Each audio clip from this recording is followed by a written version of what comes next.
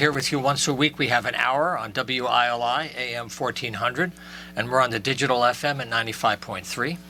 And if you're watching us right now, our shows are videotaped live, and they are on YouTube at the WILI Radio YouTube channel. And our 5 p.m. local shows each have their own playlists, so if you miss a show, you can always come back to it. Or if you're a guest like these folks are today, they can send links to these programs to help them with their networking and outreach for their constituencies. So this is what we're trying to do here every week. I'm here with Matt Rupar behind the scenes, and we're happy to have you on board. Our entire program today will look at Eastern Connecticut State University and the arts. A few years ago, they opened up a wonderful fine arts instructional center, which has revolutionized their curriculum, the student experience, and it's given the public a chance to see very high-end art presentations right here in town that might be in Boston or New York. And they're doing new media with old and mixing it all up. So we're going to focus for the first part of the show on a theater film event that's happening this week. It's a very unique fusion of the two. And then we'll take a break at the second half and look at the Thread City Jazz Trio and Jazz Education. So we're going to introduce our first two guests. We'll get started. We're glad to have you on board. I'm happy to have next to me Kristen Morgan. She's the co-chair of the Performing Arts Department, and she's an associate professor of theater and performance media. I've had you on the program before. It's good to have you back. Thanks for having me back. Welcome. It's always a pleasure. Yeah, and this is a great story. This is a really interesting theater film piece this week. And also in the studio we have Brian Day. He is an assistant professor of theater at Eastern, and he's one of the co-directors of this event. With David Pellegrini couldn't be with us today, but he and Brian are kind of directing this whole thing that we're going to talk about today. And then we'll talk about other things about the arts at Eastern as well, and many ways to enjoy art. So congratulations on this event. It's called Acting is Believing. And I'm sure most of the folks that may watch or hear us are have never experienced a live space that they move back and forth, the same story in two forms. So it kind of sets the stage, if you will. It's called Acting is Believing. That's very true. So we are doing something that hasn't been done very often at all in the history of theater. David saw this about 3 years ago in New York. He went down to a show in New York just before COVID and saw a show where they had live elements and then they had filmed elements, excuse me, and the audience had to move from one location to the other location. First they watched it live, then they moved to the screen, the framed version is the way we talk about it, it's the framed version of the project. And then the audience that saw the framed version moved to the live version. And ultimately, the two experiences come together to create the totality of the experience. So you couldn't watch either one side of it and get the full understanding of what was going on. So David saw this and was super excited about it, came back, started talking about it, and then COVID hit. And it was just something we couldn't do because live production went out the window, so we just couldn't do it. So now we're on the back end, kind of on the back end of COVID, and we started to re-pursue this. How exciting. Yeah, very, very exciting. So now we have a project where the audience will be split into two. Half of them will sit in our proscenium theater. If you have not been to our facilities, come see our facilities. It's like going to Toronto and seeing a project in a world-renowned theater. Oh, absolutely. And you have that here in Willimantic. Half the audience will be in that theater. Half the audience will be in our studio theater, which we've set up to be kind of like a cinema right now. They'll watch the whole play. It's about an hour long, 50 minutes long. 15-minute intermission, they'll switch to the opposite theater, and then they'll rewatch it. But the magic is that each audience is going to get information that they won't get in the other facility. So in the screened version, we're going to have elements there that the live audience won't be able to see. And then while the screened audience is getting those elements, they're missing things that are happening live on the stage. So you actually have to experience the fullness of it. So in the end, even though it's only 50 minutes, you're probably getting closer to like an hour and a half of material because the material that you're missing in each episode comes together. So when you walk out of it, you're actually piecing things together. It actually makes the audience more of a participant than just an audience member. Oh, phenomenal. Left and right brain won't know what to do with themselves. They won't know where to go with this. But the idea, and something that I read about is you've integrated some classic film or certain excerpts from the medium's past along with new stuff. Can you mention kind of where you found source material to connect to this story, which is from a Brazilian, actually. We'll talk about that in a minute. Some of this comes out of a Brazilian source. So how about that aspect of the screen side? So, well, it's not just the whole thing has pieces of that. So another really kind of magical thing about this experience is, and originally it was supposed to be based on one play that was going to be contemporized, and that got thrown out the window, and it became a collection of pieces of different plays. And what's really interesting about this is these pieces of interesting plays, different plays, come together, but they seem like they're connected. Like you could see it almost as its own piece, which shows how stories have a similarity, and that when you take these pieces and you bring them together, you can actually create a through line through them.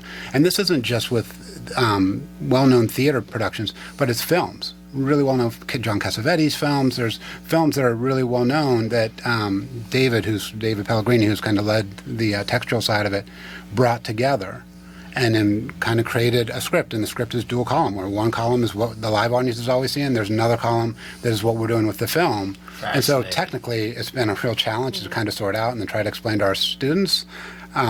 And I jokingly always say to when our students are asking what's going on, I say, nobody knows. We're figuring this out as we go along. Right. And so, You know, when you're all done with that thing, that script could be a great catalog item to kind of show and document what people will experience. This may be a meta kind of question, but are you going to be recording the event in some way to archive the mix? that's a great idea. To kind of capture it?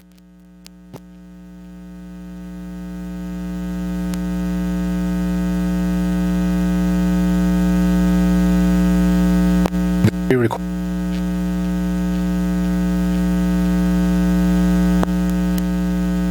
for actor.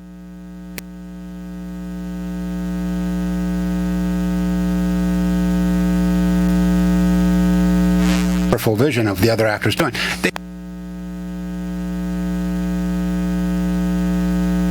And how we brought in other material that they actually were filmed, part of the cast in the film.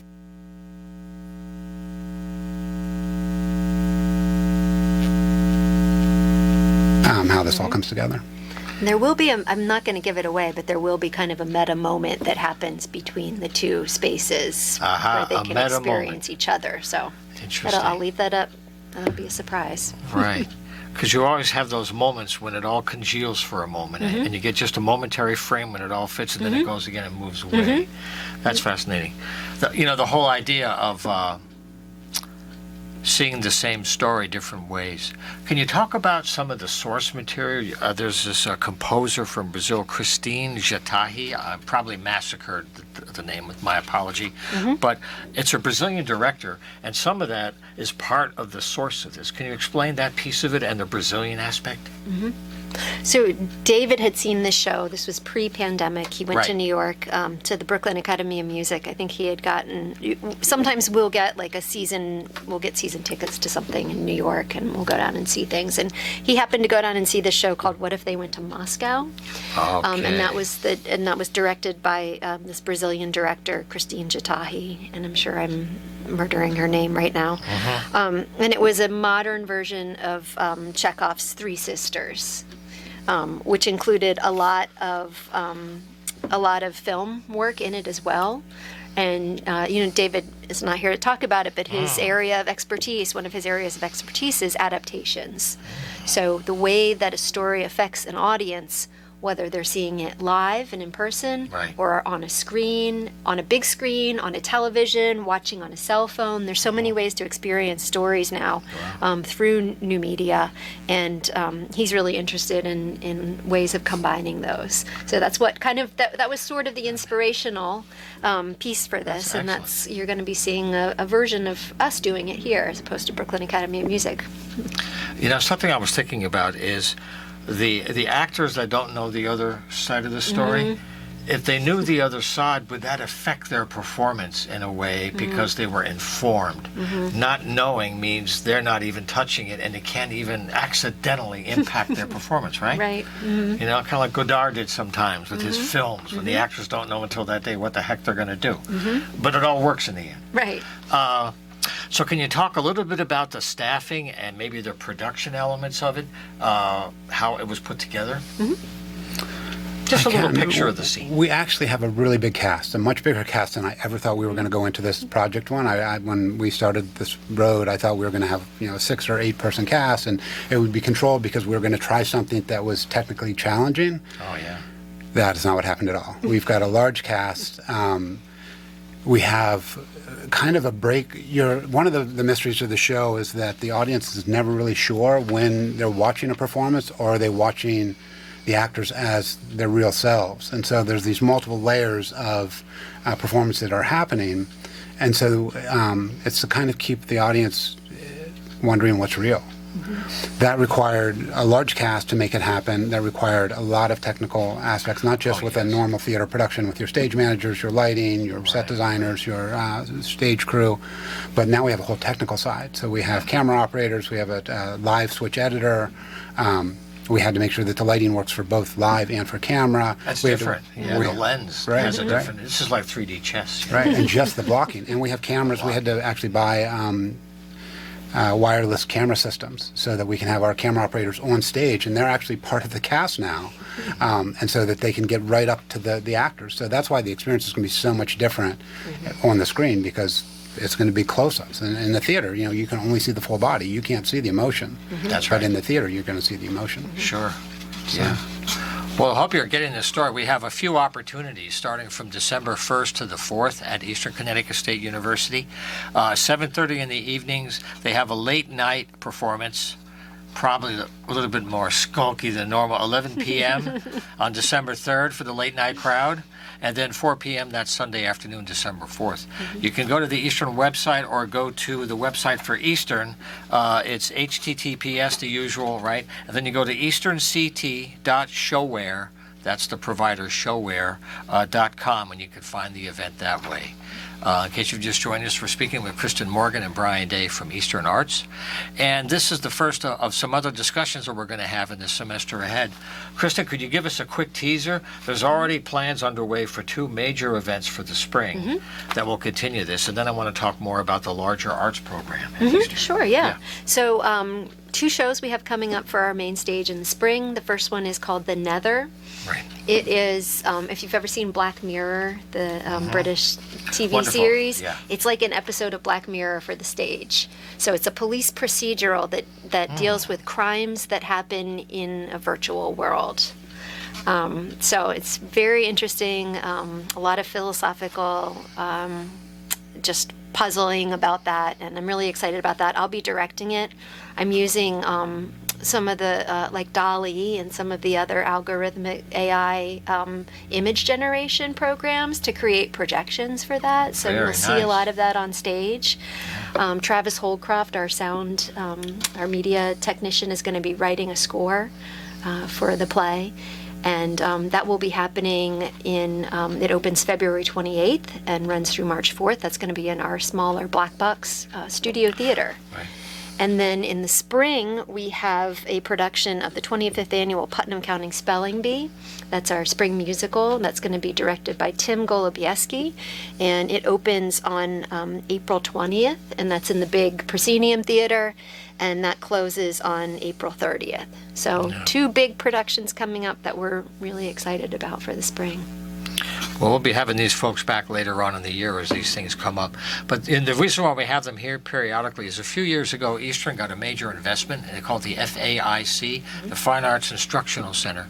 And the concert hall is definitely highest level acoustics, movable walls with baffles, depending on the instruments that are used, like horns or strings. They can modify the acoustics. Very high quality. But can you talk about, from the student side, how it's helping them to learn more at a higher level, so when they go out in the world, however they're connecting to the arts, they'll be more comfortable with what they're going to encounter. Right. Right. Yeah, so all of the equipment is state of the art. We have full LED lighting systems in both of our spaces. We have an ambisonic sound system in our studio theater. So we have state of the art software that we use to run all of the media for our productions. So for example, today I had an independent study with a student who is learning how to program projections in 2 different media servers that are used in like Broadway theaters and other theaters across the country. So students get that kind of training, that one-on-one training, They run the media servers during the show, and then they have something on their resume that they can go out and get a Right. job right away after they Right. graduate. Sure. So all of those students who are training on all of that equipment can go right out into the field and keep working on it. And it's the same with the filmmaking equipment that we're using too.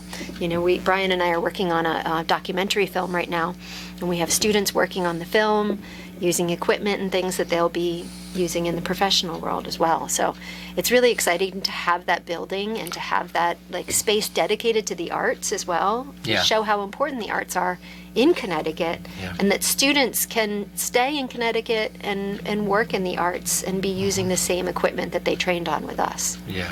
We spoke before about your documentary. Is that about the tobacco Yes. farming, which was a major crop in the state, and there's a rich history. I had a chance to interview Olatunji when he was here, and he worked in that area for several years when he was going to college. Yep. And he joked a lot about the difficulty, but how much fun it was to be with people. So it was a challenge, but it was a good experience for them. Yes. So how is that documentary coming along? You think you'll have it ready for 23? I know you've been shooting, interviewing. The goal will be the end of 23. We've been shooting like crazy. We still Sure. have more to shoot. The story just keeps getting bigger and broadening out, and we keep chasing those leads. But yeah, we're creating something that is like nothing else because there's no document and no archival material that is collected to the extent of the story that we've collected. Yeah. And it will be entertaining also, and so it'll be something that audiences will embrace. Yeah. So. It's one of the nice things because so much history is lost or it's sitting there because no one's paid attention to it until somebody digs down and all of a sudden you find something that connects and it makes it a much richer thing. Yes. And we like to make those connections too. I mean, you saw Thread City that we did Oh, yeah. many years ago, Yeah. and you know we have a long history at Eastern in theater and now in film of taking these stories that are important to Connecticut, important to this region, and turning them into a play or a film or some other kind of media that people can enjoy and learn something new about the history. Could you talk a little bit about some of the dance programs? Because we've had Alicia Bright Holland here a few times, some of the pieces she's worked on with you. But we haven't talked about that part of it. Could you just give people an idea of what's going on in those dance studios and how it's doing the same thing they have in other kinds of art? Yeah. Yeah, so I can talk a little bit about the Greenwood project that just happened last year. Brian worked on that as well. So since Brian's been here, it's been fantastic because we've really been able to integrate film into live performance in a way that we hadn't been able to do before. Having Brian's artistry and experience here has just made it possible to create all of this new work. So the Greenwood Project Against Erasure, which was one of our main stage productions in the spring of last year, focused on the Tulsa Race Massacre and some of the ways that those stories have been hidden and Some lost history for a in lot a of way to people. bring those back out into the open and have people talk about them. So many people didn't even know that that massacre had occurred. And so it was really important to get that out there. Yeah, how many people didn't know about the internment camps in California? When I Right. grew up as a kid in history, until Mr. Sulu opened up, for sounds like a cliche, but it came out Right. decades later. It was his own Right. life. Yeah, exactly. So bringing those hidden stories to life, and not just through live performance, but through filmed performances, and then the combination of both of those things can really strengthen the story, and also bring in audiences who normally, say, wouldn't really go to a live theater or a live dance performance, but would watch a film. And I think it pulls in like a younger audience when we have those different kinds of media in the production. I think some of the things we do at Eastern that are probably unlike most any place else is we bring content that's going to have the audience think deeper about what they're experiencing. Sometimes we bring content that they're going to be completely surprised because they don't know what they're coming into. We didn't explain what Greenwood was going to be, but a lot of the audience that came had no idea that this was part of history. So they walk out and forever changed. Our students are having that same impact. So our students are being exposed to things that they have no other way in their life would they be exposed to, and it's going to broaden them not only as a professional, as an artist, but as an individual and throughout the rest of their life. And then we're giving them so much hands-on, as Kristen was talking about. Our facility is amazing. It's something like I said, I remember when I first came here, I thought I was coming, I was like, this belongs in Toronto. What's it doing in Willimantic? Like, this building's amazing. It's a real surprise. Yeah, and then the technology. The students are doing everything. They're being led by faculty, but they are the ones doing it. So they're building their confidence, they're building their skill set, that they're building their resume. They're just becoming as opposed to just doing. They're becoming, and so our program allows them to do that on multiple levels. And I guess now that you've had a few years to work on this now and things are kind of getting into the groove, you're building a network of alumni or people that have moved into other areas to help other young Turks when they make their first couple of moves to not reinvent the wheel, right? Yes, right. Can you talk about how that works to help people think for after school? How you help prepare them for that? So there's two ways we could talk about that. One is we do have alumni that are really coming through our program and being successful. We have a lot of alumni that are working professionally, but also going to some of the top graduate schools. Recently, we had one of our alumni come back who's in her final year of the graduate screenwriting program at the University of Southern California, which is the top film school in the nation. So that's a real sign of her personal success, but also how we kind of helped get her prepared for that. She came back and visited with some of our current students and is opening that network connection, which is, it's all about networking. And so the alumni their success allows that networking door to open for our current students. And one of the things we are really strong about at Eastern, and definitely in our program, is employability, getting our students opportunities, and a lot of that relies on our alumni, and then also reaching out to the community and building those connections between the university so that then they can build the connections to the students. Yeah. And it's a challenging time for the arts, still in recovery from COVID, but all the arts groups are all in the process of recovery. They all have to come back, maybe a smaller scale than before, but students are still going to find opportunities because the ones that are going to make it are going to make it. And I know some of them were tough and they were borderline before COVID. It was still difficult, but now they're trying to bounce back as well. Yeah. Right. Yeah, our numbers are amazing. Our enrollment is as high as it's ever been. It's just really exciting to have students who still want to do live performance and who still want to do theater, film, all of the related things. Even after the pandemic, it's like they're just back in full force and we're ready. And the hardship bursts innovation, right? And media and entertainment and theater, it's always about moving forward as opposed to doing the same thing that you've done for 60 or 70 years, because you can't keep doing that forever. You have to make changes, especially as young people are embracing the world differently than we embrace the world. So kind of blending that and providing that opportunity, again, is another exciting thing at Eastern. It's definitely not the same old, same old. It is something new every year. So. Well, you can tell our focus today on the program is the arts at Eastern Connecticut State University, and I want to thank Kristen Morgan and Brian Day for being here. I want to give some information in case you've joined us. They're talking about Acting is Believing, happening December 1 to the 4th at the Eastern Connecticut State University Proscenium Theater and the Del Monte Studio Theater, 7:30, and that is on December 1st to the 3rd.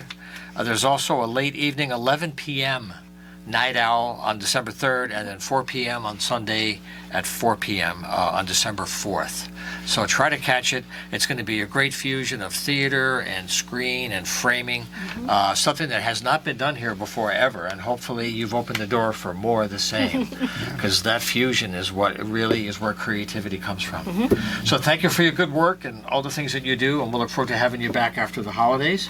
And we'll take a short break now. We're going to focus on jazz.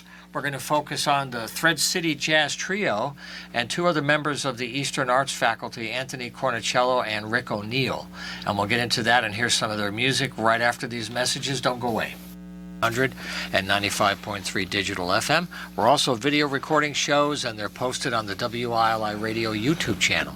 And we're continuing our focus today on the arts at Eastern Connecticut State University, especially jazz. I'm happy to have guys back in the studio who've been with us before, but the Thread City Jazz Trio has a new release. I'm very happy to be holding it right now. It's been a lot of work for them. We talked about this many months ago, and here it is. So we're going to celebrate this and talk about their work in jazz and their devotion to the music, as well as jazz education, because they're part of the effort to preserve the tradition and pass it on to the next generation. And that's what we're going to talk about that with these guys today. So thank you very much for being here, Rick O'Neill and Anthony Cornicello. Hey, thanks for having us here. Welcome. So let's talk. I guess we should just go right into this release. It's about to come out. Yes. And so we started out with Billy's Bounce, a very famous tune from Charlie Parker. Give you a little idea, and we'll play one at the end as well. But let's talk about how you put this one together and your focus for what magical songs you picked.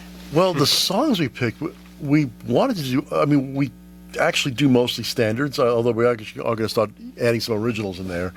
But the great thing about doing standards is that, well, we know them. We've heard many recordings of them, and some audience members will know. Obviously, we did things like "Someday My Prince Will Come," which is a wider audience is going to know that than Billy's Bounce.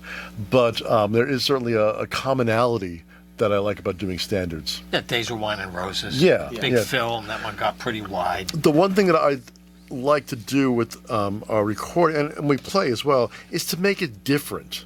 So like the Billy's Bounce we heard. I mean, what were you saying? The bass part was like a New Orleans thing. I forget. You guys. Yeah, like you did kind of a New Orleans side of feel. Second line. Yeah, which is not something you'd expect, because my feeling is, let's give an audience member the volition to go out and watch us. Otherwise, it's like, all right, let's sit home and listen to the recording that I already have. So right. I have something actually, something interesting that we do that's unique. Yeah. Now, I've seen you guys live a couple of times, and I know that in a live setting, sometimes you're going to stretch out more. Yes. Because of the fun of taking, like a melody, like an AABA thing. I know where you are, and then, wow, where did you take me, right? And where am I? Oh, you brought me back at the end, right? That's part of the fun, where it's different every time. Yeah. Yeah. We did, I don't know, we ended up doing very short takes in this, I'm not sure. Yeah, we kind of arranged, not arranged, but polite takes, I guess. Not too many. Yeah. But live, they'll be, a little longer, a little more different, the way it should be. Yeah. Yeah. That's actually kind of interesting when you talk about that is actually a big part of, especially in the 1960s, people like Miles Davis would do, not that we're comparing ourselves, but, would actually do these shorter takes on their albums and then stretch out a lot very differently and live. For sure. Some of those records are timeless. Yeah, yeah. Also, the third member, it is a trio, right? That means three. Matt Bronson is down here. He's drummer and percussion. Yes. So he couldn't be with us today.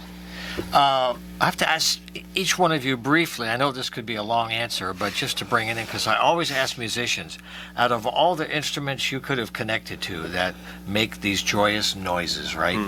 All these different ways to use your body, what is it that drove you to the bass or the piano early on that just said, well, here's my path in music, and now I'm going to focus on this piece of the music?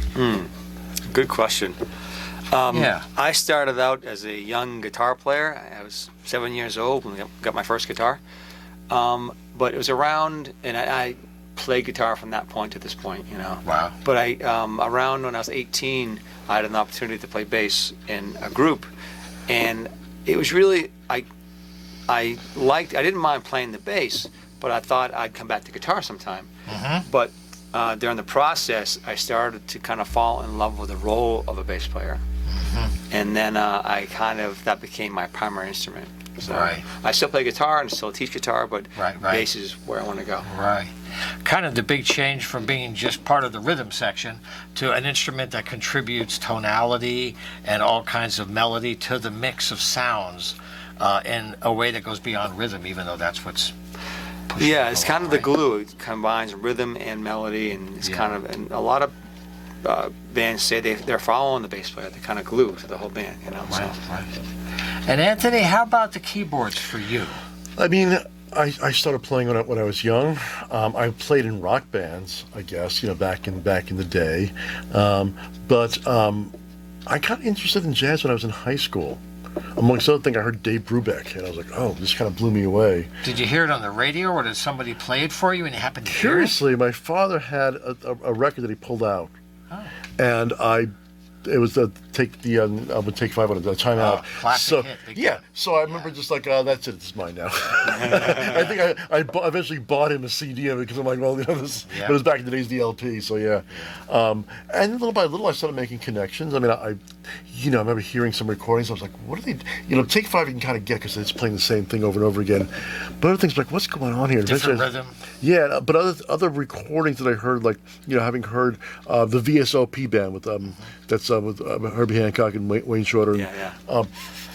I didn't know what was going on when I first saw it. I'm like, oh, this sounds cool. Now it's like, okay, now I see, those tunes. I know what they're doing there. But at the time, I was never being mystified by it. But I always liked that, that the playing that you get with the Herbie, with Chick Corea. That was always, Right. and the fact is, piano is a versatile instrument because it can be part of a larger band. You play behind horn players. Sure. And also in a trio, I get to be out more front, so which is kind of interesting as well, which is both the plus and the minuses. A lot of Right. responsibility. More work, yeah. Or acoustic, electric, synthesizer, different modalities, different ways to play. Yeah, I prefer, I've used electric instruments, and I like some of them. There's, not talking about, I'm not talking about a Rhodes, but I'm talking about like an electronic keyboard that has piano sounds. Right. It's okay. I'd rather have even a mediocre grand piano, or even upright, because it just doesn't feel right. I don't know why. It's just something about it just doesn't quite sit. Now, can you guys talk about the concert hall up at Eastern? Because you performed there, and people are still discovering that place. They have no idea that this is like New York City major concert hall. And as a player, you know the difference of how rooms sound and how that affects everything, right? Yeah. Do you want to go first, or? No, go for it. Okay. I mean, I forget who designed it. The person they designed one up in Rensselaer, I think. I should have written his name. Yeah. down. I'm sorry. about Unfortunately, I'm drawing a blank. But the hall is designed acoustically, which is just so nice. So it's not boomy or anything like that. They also actually have curtains that come out and actually dampen the sound appropriately for whatever ensemble's playing. Yes, I talked about that in the first half of the show. If it's a band with a lot of horns or strings, they adjust the walls. Yeah. And the sight lines are great wherever you sit. It's a really nice view. Yeah, but the acoustical treatment there is wonderful because I never feel like it's overwhelmed. And of course, it looks really nice, and we've got this really nice Steinway piano there. Yeah. So we have two, but the one I'd like the new one. But we've had people come there to in the audience, or people come performers, and they're like, "When can we come again to play?" That says it all right there. It's just a wonderful hall. Yeah, you walk into that hall, and it's like you go through two double doors, and it's like you're walking into a different world. Yeah. Nobody knows it's there, and it's bigger than you think it's going to be. And it's 400 seats, maybe? Yeah, I think Yeah. so. 440 something. Like that, yeah. Lots of beautiful wood, big stage, like you said, great sight lines, and lots of lights, too. So Pat Metheny's played there, Arturo Sandoval, huge bands, small bands, orchestras. So if you haven't had a chance, and it's right up the road from here, so have a chance, just check the Eastern website. You can find out information about their programs happening all the time. In case you're joining us, we're talking about jazz and the Straight Up Jazz Trio. Actually, now it's the Thread City Jazz Trio. I went to a former conversation. Straight Up was their previous incarnation. Now it's Thread City, trying to connect to Willimantic a little bit better in the region. Thread City, which is really nice. But they're really connected to the future of the music through education. And I want you guys to take a few minutes about how you're taking the work that you do and your love for performing and passing it on. And how do you go about doing that in an academic setting? How students can work on this and figure out a path for maybe where to go next. go, yeah. You want to go first, or? Sure. Because you're going to talk about what you're going to do at the end of next week. Every time I get a chance to talk to my students about jazz or about exploring jazz or even just discovering it, it's a great opportunity for me because they don't know these artists, they don't know these songs. I teach a class that you used to teach now called All That Jazz, kind of an intro to jazz history course. And recently I had them do active listening. We talked about this before. Yeah. I made a copy of the album cover. I sat there with the album cover of the song I was playing. That's what we do. And then You memorize all that stuff in the back. look at the pictures, read the back. Yeah. This is Kind of Blue. Oh, the classic record. Yep. So that I know they'll find it again later. And we sat there for 9 minutes listening, to the first track, and they got the experience. So anytime I can get them to experience, I don't want to overwhelm them or say you should listen to this music because you should. I want them to discover it on their own. But I give them little breadcrumbs here and there to make sure they discover it. Yeah, I think I have many memories of sitting down late at night with set of headphones on, and album covers. I used to know not only like I still know who played on most albums. I used to know like who did the way they recorded it and who the engineer was. All other stuff listed on there, which is it's all part of the experience. I wish rock and roll had done that with their history, because it was usually photos and pictures and graphics, and it wasn't until later that they thought about telling the story of the music the way jazz had done that for decades. Yeah. I learned so much from those documentation. Somebody cared enough to write it down. Yeah. And I could listen to the music and read this, and it burned in. And it's curious, especially with jazz, so I know what Coltrane, he wanted to get out of his contract with I think it was Columbia, what is it? So he got the guys in the studio. They recorded like 5 classic albums in like a week, and then he's like, here, release these. And so the weird thing was that those were all recorded in like May, I forget what it was, of 1960, and he's coming out and changing. But those things are coming out in the next 3 or 4 years, and so people are hearing that and going to see his concert. He's playing like an Albert Island or something like that. They're like, wait a second, what's going on here? But it was definitely a very different experience. But like Ascension or something. Yeah. But as far as getting students into this, I think the same thing both in classical and in jazz is that kids coming into the class don't realize this is still happening. They think of jazz and classical as being like, yesterday. The past. The past, I know. And I mean, jazz had this time where it was very much intersected with popular music, particularly 1930s and 40s. Well, big bands and swing and radio. Yeah. That was a big combination then. But, in a way, jazz moved away from that. It didn't cease to exist, but, that world of the big band, swing era was, that in itself is a part of the past. Although some people doing that in a way. Yeah, there are people doing that today sometimes. Yeah. But I think that's one thing. I got a chance to talk and have a meeting with Gunther Schuller once. And this is like in the late 80s, and he said at that time young students, for the first time in history, could grab every decade and mix and match without being locked into this groove of a swing or just hard bop or whatever. They could actively mix the history on their own. And he said that's because jazz is getting to be an old music. Rock and roll is 50, 60 years old. It's going to have its history too. But jazz is way ahead, right, in that family tree. Yeah. I will say, though, for students, it's a lot easier than when we were. I was about this. When we were young, you had to find the records at the local store. Yeah. And I remember, one day I was just looking. I was on my player, and I put on The Amazing Bud Powell, Volume 3. And I remember I couldn't find Volume 3, whatever it was. And I wanted one of the tunes off Volume 3 because I was like, oh, I should learn this tune. And you couldn't find it anywhere. Now it's like, oh, you press a button, there it is. Yeah. So it's a little different with that aspect of it. Although I still like going to used record stores and that's finding things, but the hunting aspect is a little different nowadays. In a way, it makes it easier because it's all there. But now we're down to maybe a dozen or maybe 20 record stores in the whole state now that are really good. Yeah. A shameless plug. I'm not being paid to say Willimantic Records. Malinowski. You'll find a lot of good vinyl there, used CDs. If you want to learn some history, you won't go broke. That's the thing. It's accessible still. Yeah.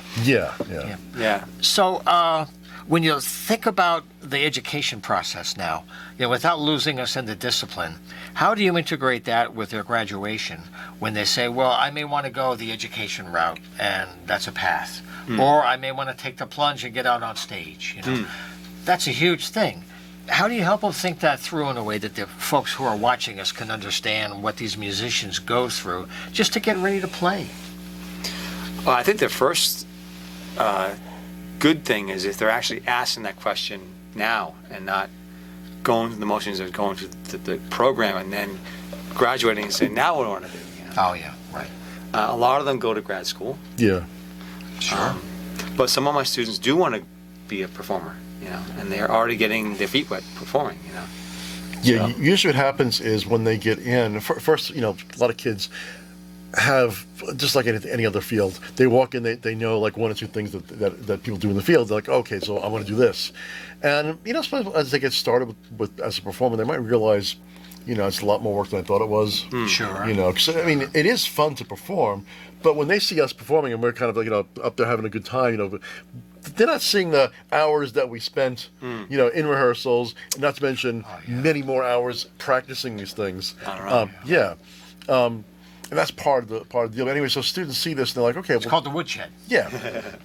But at that point, they do have the option of doing other majors within that. So they're still going to be, they'll still have lessons and stuff like that. But they may shift to, let's say, music industry sort of stuff, for example. Yeah. Rick teaches a course in the music Yeah. industry, right? And so, and in a certain way, they're still connected to music.